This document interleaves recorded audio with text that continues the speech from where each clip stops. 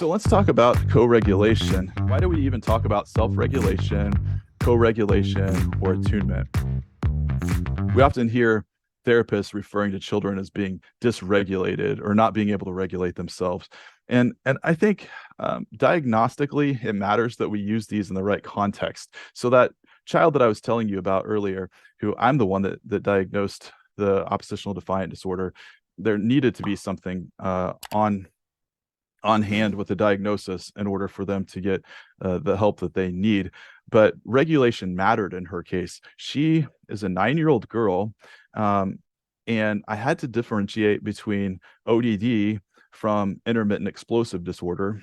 In intermittent explosive disorder, criteria C states that the recurrent aggressive outbursts are not premeditated. So, in other words, they're impulsive and or anger based, and they're not committed to achieve some tangible objective. One of the things that this client was doing was seeking power and seeking control. It's not like the impulses were coming out of nowhere.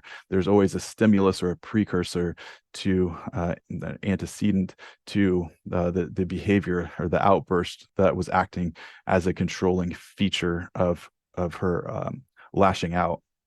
I also had to differentiate ODD from disruptive mood dysregulation disorder, which is ruled out by another criteria because the mood between temper outbursts was persistently irritable or angry most of the day. It wasn't like that in her case, and that it would have to be that way for the mood dysregulation disorder to be considered. So knowing how people self-regulate, it's important, and being able to use the term in the right context is important. So the ability to control one's behavior, emotions, and thoughts in the pursuit of long-term goals.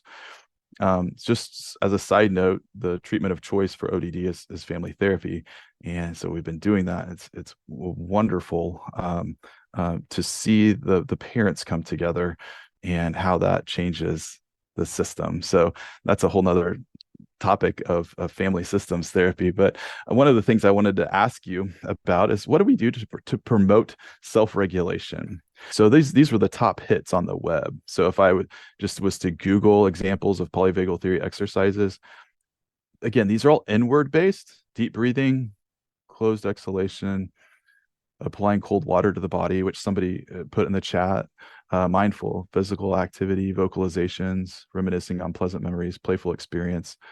So all inward activities. I'm wondering, like, to what degree we can make this more of a co-regulation, right? A co-occurring event, so that it's mutually beneficial for both the client and another person. We do need to do those things. Don't get me wrong. Like the inward activities are totally necessary. Yeah, the talking, the connection, bilateral stimulation, all that's good. I think the bilateral stimulation is wonderful too. I love thinking about the different parts of the brain that are active. Play therapy has been really good for me in my practice of doing. I have a sand tray in my room. It's a pretty big one. My dad built it actually, and so I've been certified and play or registered play therapist, and it's incredible some of the things that kids will do with. I say kids, adults too, including myself. I'll be vulnerable here. I've done sand tray and just broke down crying before. I mean, like the things that come out that really bypass my logical thinking as I'm putting miniatures in the sand, and then when I'm prompted to talk about what I put and where and why and what they're looking at, oh my gosh, like that's so eye-opening and incredibly helpful. Awesome. So what do we do to promote these? Co-regulation.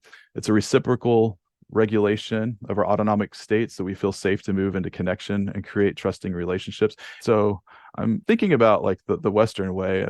This is one of the books by Deb Dana, which is fabulous. It just came out this year. I highly recommend it. But I was thinking about as you think about your own personal connection plan, as she's suggesting, how do we do that? I mean, we do things on our own, right? We can come up with ways to figure out how we're going to connect with people. But I think the accountability piece is really helpful in therapy, that we're able to help clients feel like they've got some skin in the game to connect with others. How you connect with others, though, this part is really helpful. I've used emotional intimacy, physical intimacy, and spirituality in couples counseling. So those three are covered really well in my own conceptual brain. But I didn't include movement, play, work, communication, and daily activities. And there is a push and pull, right, of different values that people have. So there's not a good mix of like, this is what's right. You need to co-collaborate with your clients and see what they value in order to help people connect. So this is more verbiage, basically, just to add to your repertoire and conceptual framework. So, and to build your understanding of cases. I think this can be really helpful in supervision too, for those of you who do that. So, how can you use this in therapy? I think being able to bring up these domains as a framework for your clients to look at is really identifying how they're used in life.